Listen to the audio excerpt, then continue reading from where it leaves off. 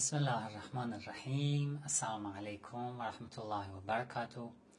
Bienvenue à ce live concernant le repentir, demander pardon à Allah. Inch'Allah, dans ce live, on va parler de ce sujet. Je vais essayer de développer comment se repentir auprès d'Allah, comment demander pardon et comment être pardonné par Allah. Normalement, c'est simple en fait. Nous sommes des serviteurs d'Allah et que chaque personne a le droit ou a sa propre méthode pour parler avec son Seigneur. Et ici, je ne suis pas là pour donner en fait une méthode stricte pour dire que si tu ne demandes pas pardon de cette manière, ta demande ne sera pas acceptée, ton repentir ne sera pas accepté. Non. Mais ici, on va essayer de développer un peu la méthode des Ahlul Bayt alayhimus salam concernant le repentir, demander pardon à Allah. C'est le mois béni de Ramadan et normalement la première chose sur laquelle nous devons réfléchir, c'est de demander pardon à Allah et d'être pardonné. Sinon, tout ce que je fais, je construit sur, par exemple, beaucoup d'erreurs, beaucoup de fautes que j'ai déjà fait, ou peut-être je fais régulièrement et que je ne suis pas conscient. Alors il est nécessaire de découvrir ses défauts, de découvrir ses péchés, d'essayer de demander pardon à Allah, d'être pardonné, ensuite essayer de rattraper le passé. C'est ça ce que nous devons faire. Mais dans ce live, je vais vous donner la méthode de l'imam As-Sajjad alayhi salam dans ses invocations qui se trouvent dans le livre As-Sahifat As-Sajjadiyya. Là, vous allez voir c'est quoi la méthode de notre imam et quelle belle méthode cette méthode que l'imam As-Sajjad alayhi salam suit. C'est vraiment très intéressant. Dans plusieurs de mes vidéos, j'ai expliqué pour se repentir, nous devons suivre quelques étapes. La première étape, c'est de regretter.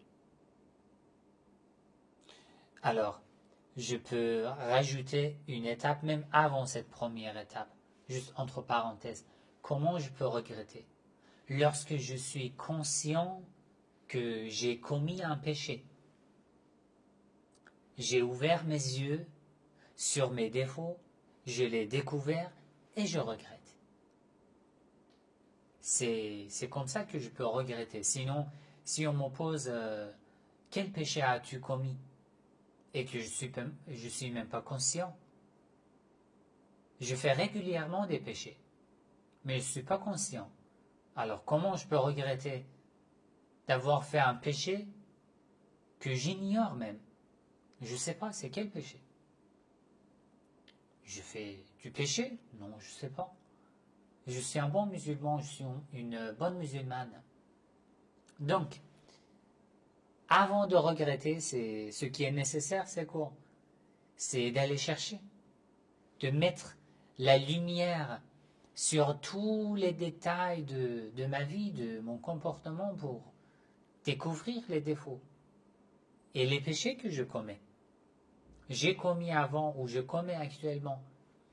Nous pensons parfois que le fait que je ne bois pas de l'alcool, du vin, le fait que je n'ai pas de relation hors mariage, je ne fais pas la fornication, l'adultère, le fait que je ne suis pas voleur, je ne vole pas l'argent des gens, comme ça.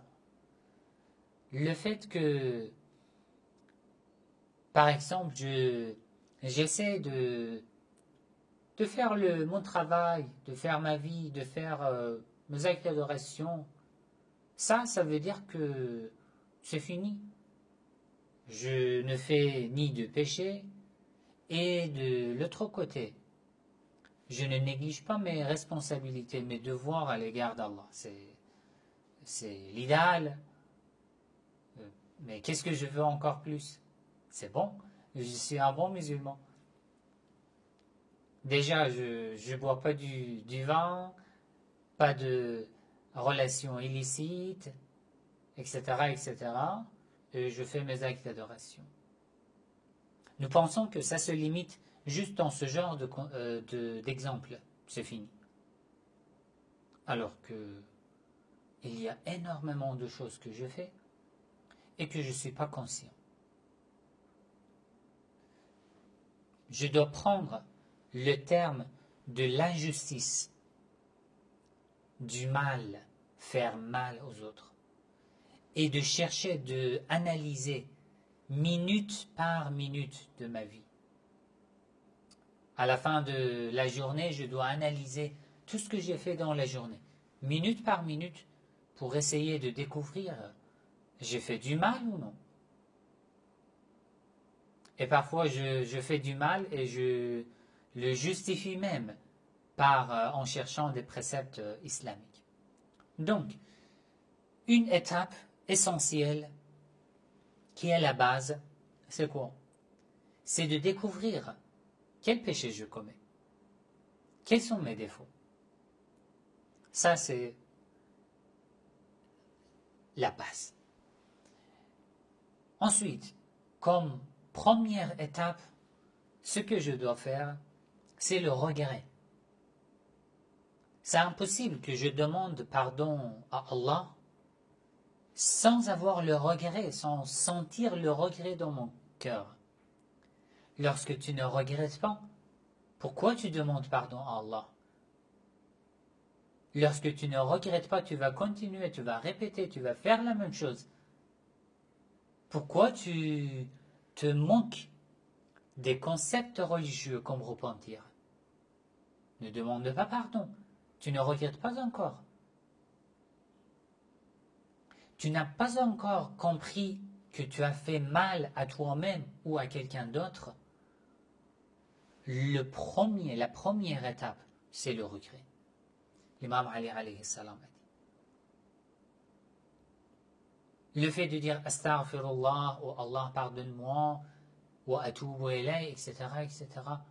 Ceci ne veut pas dire que d'accord, j'ai demandé pardon à Allah et il va me pardonner. D'abord le regret.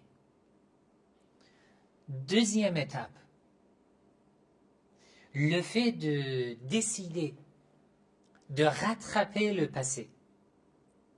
D'accord, tu as commis un péché et tu demandes pardon à Allah et Allah te pardonnera, Inch'Allah. Mais ce n'est pas suffisant. Il faut rattraper le passé. Tu as commis un péché et tu dois assumer, tu dois rattraper. Si tu as fait par exemple un mal à l'égard d'une personne, tu dois essayer de rattraper, d'attirer sa satisfaction. Il faut rattraper, c'est pas possible. Tu ne peux pas dire que j'ai fait mal à une personne et je demande pardon à Allah. Mais cette personne doit te pardonner. Essayez de rattraper. Lorsque je fais une erreur, je commets un péché, deuxième étape, je dois essayer de rattraper. Troisième étape, je demande sincèrement à Allah de me pardonner. Sincèrement, la sincérité. Je dois être conscient que j'ai fait mal dans ma relation avec moi-même. J'ai fait mal à moi-même. Dans ma relation avec Allah, j'ai fait mal. Ou peut-être dans ma relation avec les autres, j'ai été injuste. Je dois demander pardon, soit à Allah ou à la personne à qui j'ai fait mal. Cette personne n'est pas en vie, elle est morte, tu dois essayer de rattraper, de faire beaucoup de bonnes œuvres. Pour lui, pour son âme, ou si cette personne a des enfants, de la famille, tu essayes de rattraper. Ça, c'est la troisième étape. La quatrième étape, tu prends une décision sûre et certaine de ne plus reprendre ce que tu faisais avant, de ne plus commettre ce genre de péché. D'après le hadith, Allah voit son serviteur qui demande pardon. Il dit, la porte de ma maison est toujours ouverte pour quiconque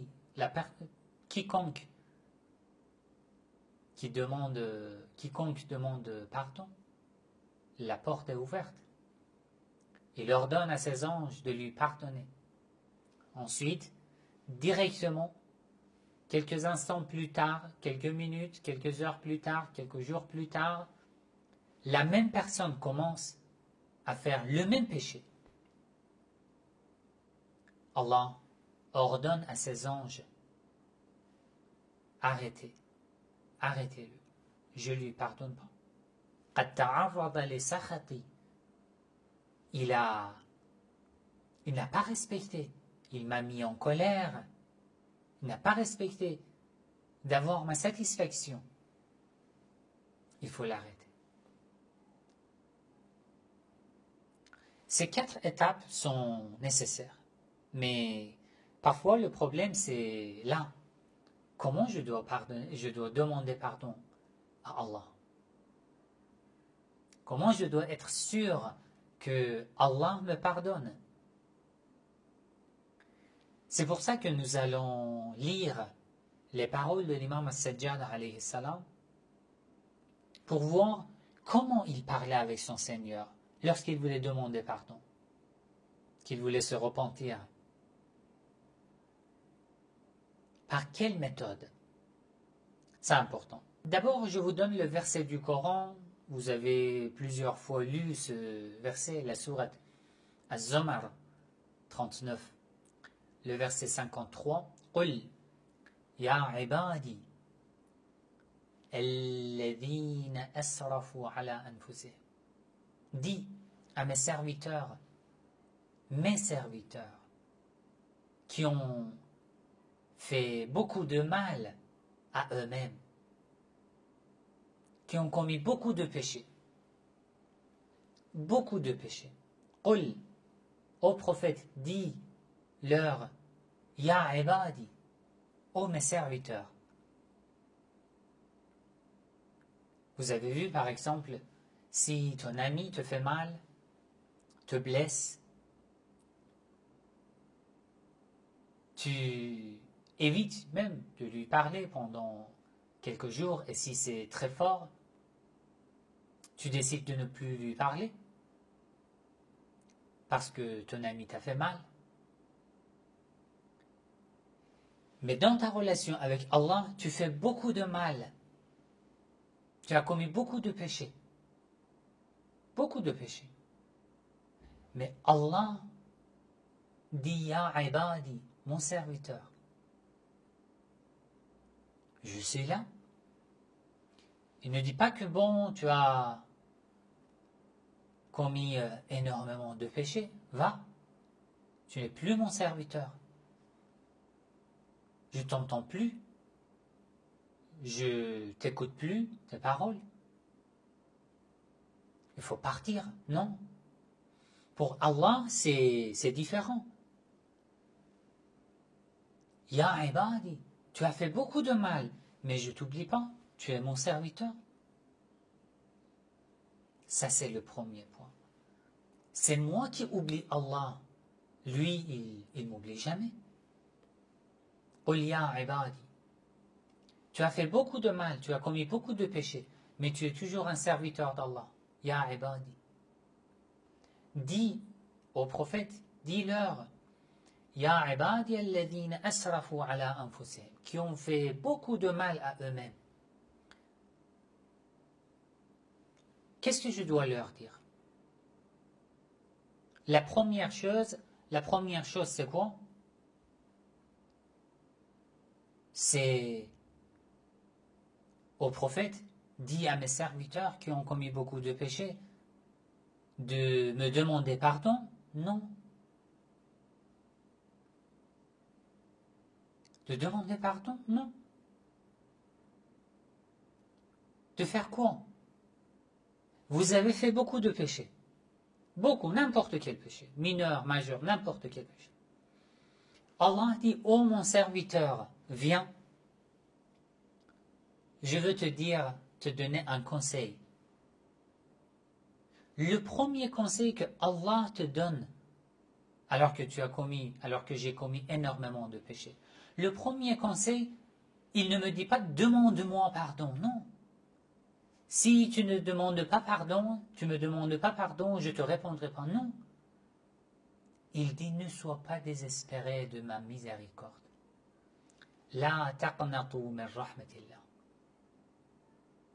Avant que tu me demandes pardon, la taqnatu min rahmatillah. Ne sois pas désespéré de la miséricorde d'Allah. Faites-vous attention à ce que vous lisez dans le Coran. Après notre comportement en tant que personne religieuse, pratiquante, nous nous comportons comment avec les gens qui ont commis des péchés? Il a commis des péchés, après nous pensons que nous sommes tellement religieux, nous devons nous séparer. Sinon, il nous rend impurs. Alors que pour Allah, c'est différent. Il ne dit pas « éloigne-toi de moi », non. Il ne dit pas « il faut que tu me demandes pardon » et ensuite tu vas commencer à me parler. Non. Il dit « ô mon serviteur, je sais que tu as commis beaucoup de péchés. La première chose que je te demande, c'est de ne pas être désespéré. Si tu es désespéré, c'est fini. C'est le plus grand péché.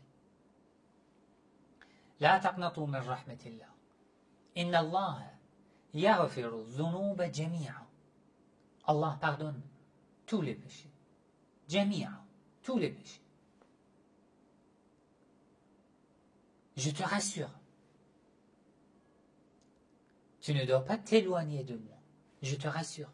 Viens. Inna Allah yaghfiru dhunuba jami'a. Il pardonne. Innahu huwal ghafurur rahim. C'est normal. Parce qu'il est quelqu'un qui pardonne. Et qui est le très miséricordieux. C'est fini. Pourquoi tu t'inquiètes? Oui, j'ai fait beaucoup de péchés, il ne me pardonnera pas. Il va te pardonner. Il te promet dans le Coran. La seule chose qu'il ne pardonne pas, c'est quoi? C'est le fait que tu sois désespéré de sa miséricorde. Ça, c'est impardonnable. Parce que ça prouve que tu n'as pas confiance en Allah.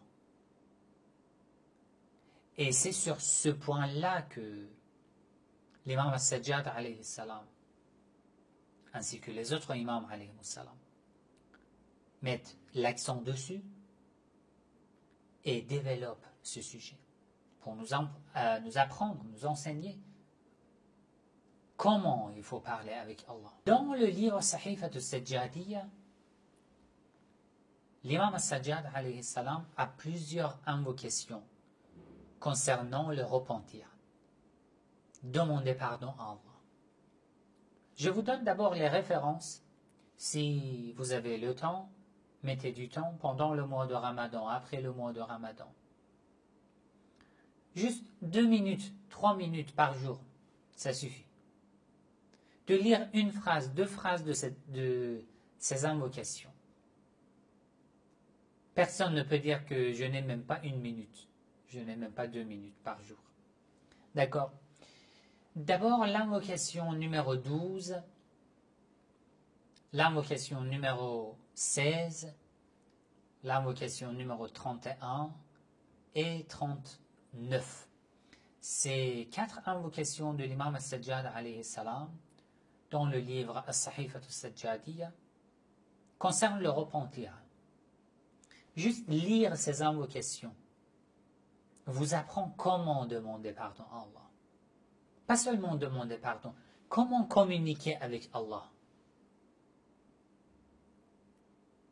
C'est important que j'apprenne comment je peux communiquer avec Allah, je peux lui parler. Dans ce live, je vais lire quelques passages de l'invocation numéro 12.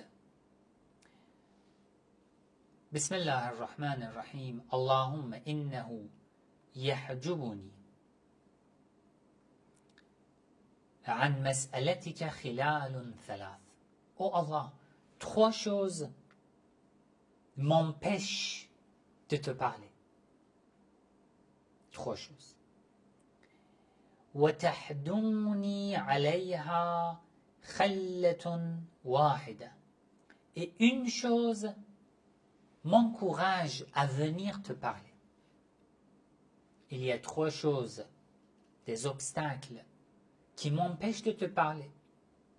Et il y a une chose, une seule chose, qui m'encourage à te parler. Yahjubuni, quelles sont ces 3? 3 choses qui m'empêchent de te parler, qui m'empêchent d'avoir une communication profonde, amicale, amoureuse avec mon Seigneur. Quels sont ces 3 obstacles qui m'empêchent? Yahjubuni amrun amarta bihi fa'abta'tu anhu. D'abord, un ordre que tu m'as donné et que j'ai tardé à accomplir. Tu m'as ordonné de respecter les actes d'adoration, la prière, le jeûne et tout. Mais j'ai tardé ou j'ai négligé. Tu m'as ordonné d'avoir un meilleur comportement, mais j'ai négligé. J'ai pas essayé. Tu m'as ordonné de contrôler mes organes, les membres de mon corps, de ne pas commettre de péché. Mais j'ai pas respecté, j'ai négligé. Tu m'as ordonné de ne pas me mettre en colère, de ne pas être violent, de ne pas être agressif, de ne pas manquer le respect, de ne pas être injuste. Mais j'ai négligé. Tu m'as ordonné d'être gentil, doux, miséricordieux, de donner beaucoup d'amour à mes proches. Mais j'ai négligé. Tu m'as demandé de renforcer mes relations avec moi-même, avec mon entourage.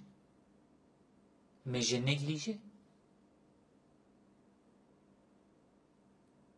Tu m'as demandé de semer le grain de l'amour partout. Mais je n'ai fait que garder la rancune, la haine des gens. Tu m'as demandé de m'occuper de moi-même au lieu de m'occuper des affaires des gens. Mais j'ai négligé. Je m'occupe toute la vie des affaires des gens, de la vie des gens, des secrets des gens. Et j'ai oublié moi-même. Ça, c'est la première chose qui m'empêche de me connecter à Allah, de parler avec Allah. 2. Deuxième chose qui m'empêche de te parler, ô Allah.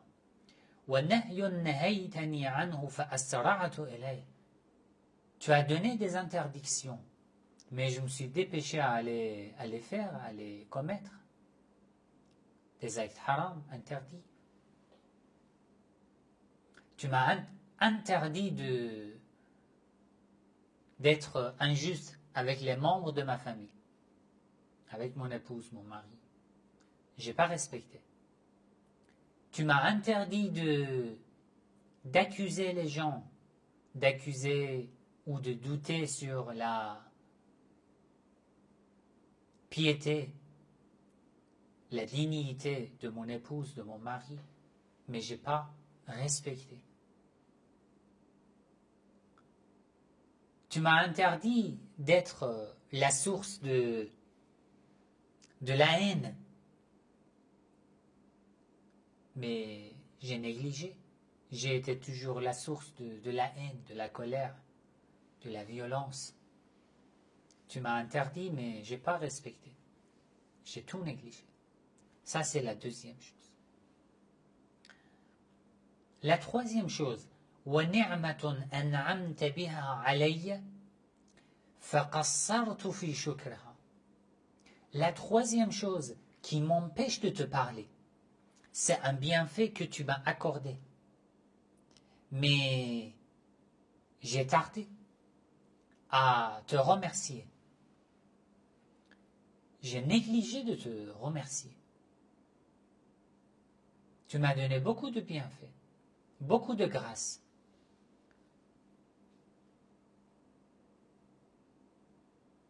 Tu m'as tout accordé, mais je ne t'ai pas remercié. C'est trois choses. La troisième, Allah, oh Allah, tu m'as accordé beaucoup de bienfaits, beaucoup de grâce. Mais j'ai négligé de te remercier.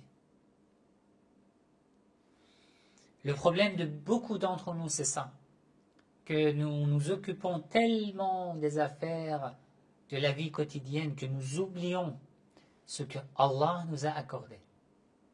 Nous oublions de le remercier. Nous oublions de remercier notre entourage pour le bien qu'ils nous font. Une question. Tu as un homme marié. Combien de fois tu remercies ton épouse pour ses sacrifices? Dans la maison, dans votre relation. Combien de fois? Par jour, combien de fois? Déjà, ça c'est une grâce que Allah t'a accordée, ta femme. Et elle est en train de faire beaucoup de sacrifices, beaucoup d'efforts. As-tu remercié ou non? Tant que tu ne remercies pas les serviteurs d'Allah, tu n'arrives pas à remercier Allah. Et l'imam As-Sajjad alayhi salam dit, lorsque je n'arrive pas à te remercier, ô Allah, ça m'empêche de te parler.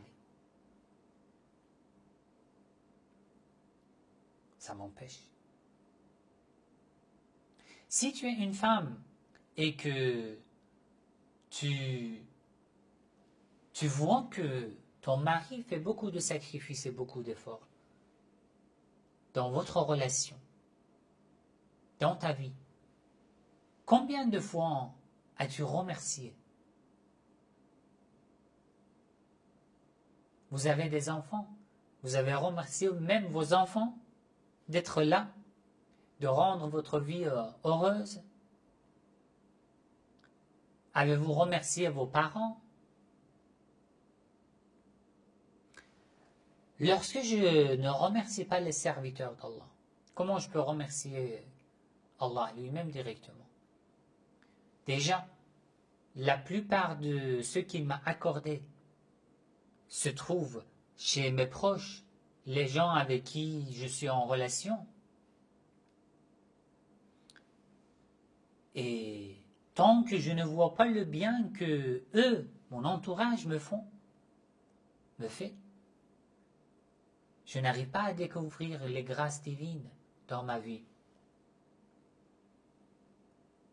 Et je n'arrive pas à remercier Allah. Ces trois choses, d'après l'imam As-Sajjad alayhi salam, nous empêchent de pouvoir parler avec Allah, de communiquer avec Allah. M'empêche de me connecter à Allah, de lui parler. C'est très important, ces trois obstacles. D'abord, tu m'as donné des ordres, j'ai tardé à les accomplir. Tu m'as interdit des choses, je me suis dépêché de les commettre. Tu m'as accordé beaucoup de grâce, mais je n'ai pas remercié. Je ne suis pas reconnaissant. Alhamdulillah, Ashukrillah, ce n'est pas seulement un remerciement. Ça ne suffit pas. Tu trouves les grâces que Allah t'a accordées, qui sont présentes dans ta vie. Les membres de ta famille, ta maman, ton père, ton épouse, ton mari, tes enfants, tes amis. Tu vois le bien qu'ils font dans ta vie, le sacrifice qu'ils font à ton égard. Tu remercies. Si tu ne remercies pas, tu n'arriveras jamais à remercier Allah. Et tant que tu n'arrives pas à remercier Allah, tu n'arrives pas à te connecter à Allah, à lui demander pardon, à lui parler. Parfois, nous voyons le bien que notre entourage fait à notre égard. Mais nous pensons que si nous remercions, ça c'est dévalorisant en fait, notre personnalité. Je suis le père de la famille, pourquoi moi je dois remercier? C'est eux qui doivent me remercier. Non, il faut être modeste, il faut être humble. Mais, oh Allah, à côté de ces trois choses qui m'empêchent de te parler, il y a une chose qui m'encourage à te parler, à te faire confiance. C'est quoi? ويحدوني على مسألتك تفضلك على من أقبل بوجهه إليك. Et ce qui me pousse à te demander. En moi, il y a un appel qui me dit, va vers Allah, va demander ce dont tu as besoin. تفضلك على من أقبل بوجهه إليك. C'est ta générosité envers celui qui se tourne vers toi. Pour toi, le simple fait que je me tourne vers toi, ça suffit. Pas besoin de dire quelque chose. Le simple fait que je me tourne vers toi, tu commences à m'accorder des grâces. Tu m'accordes sans compter, sans être exigeant. Dès que tu te tournes vers Allah, il commence à t'accorder des grâces, des bénédictions, de la lumière. Et du fait que, oh Allah, je te connais ainsi, ceci m'encourage à venir te parler. إذ جميع إحسانك تفضل وإذ كل نعمك ابتداء. Parce que tout ce que tu m'as accordé déjà jusqu'à maintenant, je ne t'ai pas demandé, c'est toi qui m'as accordé, sans que je te demande. Et maintenant que je me tourne vers toi, tu veux éviter de m'accorder? C'est pas possible. Faha anadha, me voici donc, oh Allah. Je suis là, devant toi. Je me suis tourné vers toi. Ya Ilahi, oh mon Allah, mon Seigneur. Waqifun biba bi'izzika. Je me suis tenu debout devant la porte de ta majesté, de ta grandeur. Waqifun biba bi'izzika. Comment je me suis tenu debout devant toi? وقوف المستسلم الذليل, tel un soumis humble,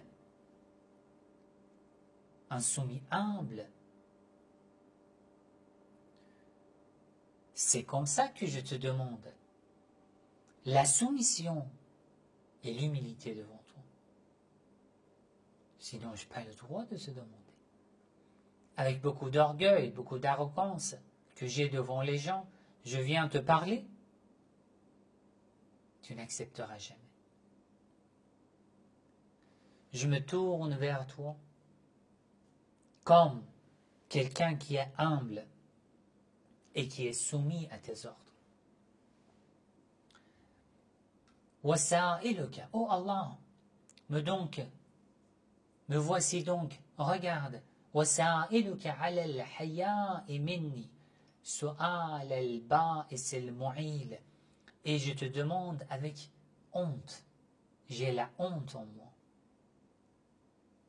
Je n'ose même pas te demander quelque chose, tellement j'ai fait mal.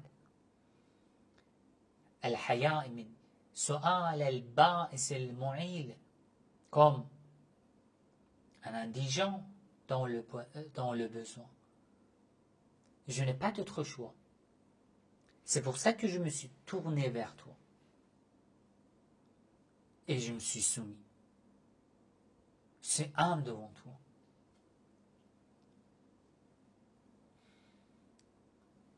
Jusqu'ici, regardez comment il parle avec son Seigneur. Quelle politesse, quel respect, quelle humilité en tant qu'imam. Comment il parle avec Allah. Et une personne qui parle ainsi avec Allah, elle peut être arrogante, orgueilleuse devant les gens, devant les serviteurs d'Allah. C'est pas possible. مقر لك بأني لم أستسلم وقت إحسانك إلا بالإقلاع عن عصيانك. Oh Allah, je reconnais devant toi que je ne me suis pas soumis jusqu'à maintenant. Malgré tes bienfaits, tu m'as... وقت إحسانك, tu étais en train de m'accorder beaucoup de grâce, beaucoup de bienfaits, beaucoup de lumière. Mais moi, إلا بالإقلاع عن عصيانك. Mais moi, je ne cessais de te désobéir. Tu m'accordes continuellement, sans cesse. Mais moi, je te répondais comment? En te désobéissant. Il continue. وَلَمْ أَخْلُ فِي الْحَالَاتِ كُلَّهَا مِنْ امْتِنَانِكَ. Et à aucun moment, je n'ai été privé de ta générosité. Je t'avoue, même si j'ai commis beaucoup de mal, beaucoup de péchés, mais tu m'as jamais privé de ta générosité. C'est important. Ne dis pas que j'ai commis beaucoup de mal, beaucoup de péchés. Allah ne me regardera même plus. Il ne me pardonnera pas. C'est l'imam As-Sajjad alayhi salam. Et c'est le verset du Coran que j'ai lu au début. Avant de te pardonner, avoue que tu n'es pas désespéré de sa miséricorde. C'est ça la base, le fondement de ta relation avec Allah. L'espoir en Allah. فَهَلْ يَنْفَعُنِي يَا إِلَهِي. Oh Allah, dis-moi, est-ce que ce que je fais maintenant, إِقْرَارِي عِنْدَكَ بِالسُّوءِ مَا اكْتَسَبْتُ, mon aveu, le fait que j'avoue devant toi du mal que j'ai fait, est-ce que ça c'est efficace? Est-ce que ça va causer que tu me réponds? J'avoue que j'ai fait mal. وَهَلْ يُنْجِينِي مِنْكَ. Est-ce que ça me sauve de ta colère, de ton châtiment? اعترافي لك بقبيح ما ارتكبت, que j'avoue les mauvaises choses que j'ai commises jusqu'à maintenant, que j'ai commises, ça va être efficace, utile. أم أوجبت لي في مقامي هذا سخطك أم لزمني في وقت دعاء مقتك. Ou c'est fini.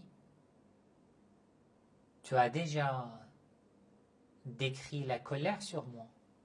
C'est lequel? Subhanak. Vous voyez comment il parle. Oh Allah, je suis venu, je me suis tourné vers toi. Le simple fait que je me tourne vers toi, tu m'accordes beaucoup de grâce. Tu m'as toujours accordé. Tu m'as jamais privé de ta générosité, même au moment où je te désobéissais, mais tu continuais à m'accorder par ta générosité. Alors, maintenant que j'avoue devant toi du mal que j'ai fait, mon aveu est suffisant ou non? Tu vas me châtier. Lequel? L'imam lui-même, il continue. Subhanak. Gloire à toi. Subhanak. Gloire à toi. La ay'asu minka. La ay'asu minka. Je ne désespère. Je ne désespère pas de toi. Même pas un instant. Quoi qu'il m'arrive, je ne désespère jamais. J'ai un espoir infini, éternel en toi. J'ai une confiance en toi. Tu m'as promis, et moi, j'ai beaucoup d'espoir en toi. La ay'asu minka. Pourquoi? وَقَدْ فَتَحْتَ لِي بَابَ التَّوْبَةِ إِلَيْكَ. C'est toi qui as gardé toujours la porte du repentir ouverte. بل أقول مقال العبد الذليل الظالم لنفسه المستخف بحرمة ربه. Je sais que tu me pardonnes. Je sais que la porte du repentir est toujours ouverte.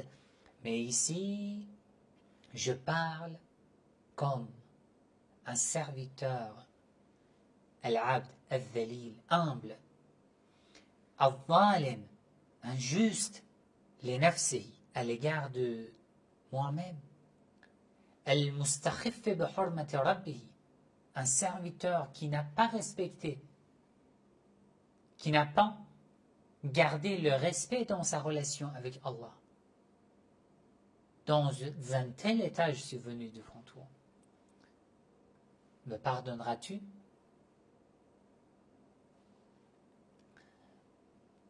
الذي عظمت ذنوبه فجلت وأدبرت أيامه فولت. Mes péchés sont immenses. Ça fait longtemps que je ne t'ai pas parlé. Ça fait longtemps. وغاية العمر قد انتهت. La fin de ma vie arrive. La mort m'arrive. وأيقن أنه لا محيص له منك. Il n'y a pas de choix, il n'y a pas de chemin que vers toi. Vers où je vais aller? ولا مهرب له عنك. Et je n'arriverai pas en fait à m'échapper de toi, de ce châtiment. تلقاك بالإنابة. Maintenant, je suis venu devant toi par un retour, avec un retour sincère, pour te demander pardon. وأخلص لك التوبة. J'ai purifié ma demande. Je ne demande à personne d'autre. Je te demande pardon. فقام إليك بقلب طاهر نقي. Un élément indispensable. Je te demande pardon par un cœur pur. Un cœur pur. Il n'y a plus d'impureté dans mon cœur. Je l'ai purifié avant de me tourner vers toi. Je l'ai purifié. C'est impossible avec un cœur impur dont les actes, les mauvais comportements l'ont rendu impur. Je te demande pardon, c'est pas possible. Je fais beaucoup de mal à mes proches, à mon épouse, à mes enfants, à mon mari, à mes parents. Et la nuit du destin, je vais à la mosquée, oh Allah, pardonne-moi. Et il va me pardonner, c'est pas possible. Tu n'as pas encore purifié ton cœur de l'impureté de la mauvaise conduite. Tu n'as pas purifié. Tu n'as pas pris une décision de ne plus commettre ce que tu faisais avant. Ah, et maintenant, tu demandes pardon à Allah. L'imam Al-Sajjal, alayhi salam, dit, avant de me tourner vers toi, je me suis purifié le cœur. ثم دعاك بصوت حائل خفي. Et après avoir purifié mon cœur, je t'invoque d'une voix faible et discrète. C'est comme si j'ai honte.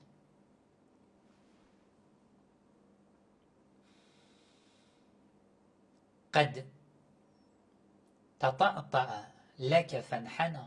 Il s'est incliné devant toi. Je me suis incliné devant toi en humilité. وَنَكَّسَ رَأْسَهُ فَأَثْنَى. J'ai baissé la tête devant toi et j'ai commencé à te glorifier, à te louer. قَدْ أَرْعَشَتْ خَشِيَّتُهُ رِجْلَيْهِ. La crainte devant toi, la crainte a fait trembler mes pieds. Je me sens sincèrement, vraiment devant toi, présent devant toi. C'est ça le repentir. وَغَرَّقَتْ دُمُوعُهُ خَدَّيْهِ. Mes larmes coulent sur mes joues, couvrent tout mon visage. Je te demande pardon ainsi. يَدْعُوكِ. Avec un tel état, je suis venu devant toi et maintenant je te demande. Qu'est-ce que tu me demandes, mon serviteur? L'imam As-Sajjad alayhi salam dit يَدْعُوكِ بِيَا أَرْحَمَ الرَّاحِمِينَ.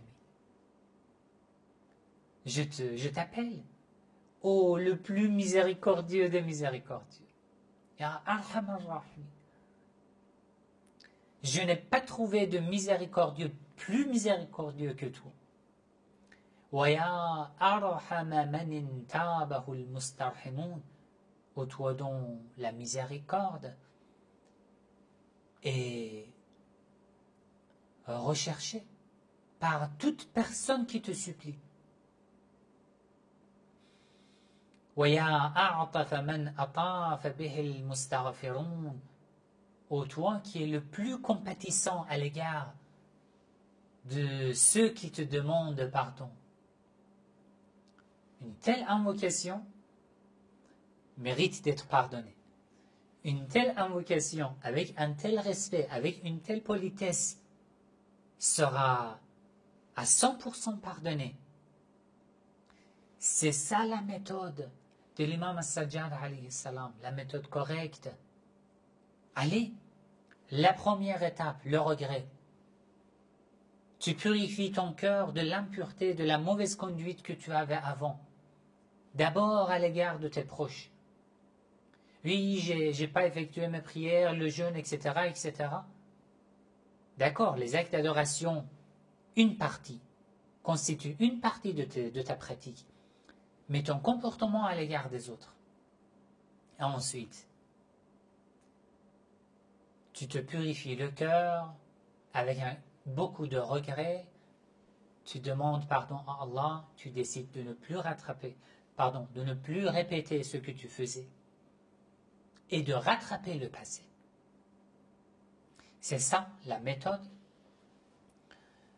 la meilleure méthode de demander pardon à Allah, de se repentir, et Allah nous pardonnera. Inna Allah yaghfiru dhunuba jami'a. Il pardonne tous les péchés, Inch'Allah.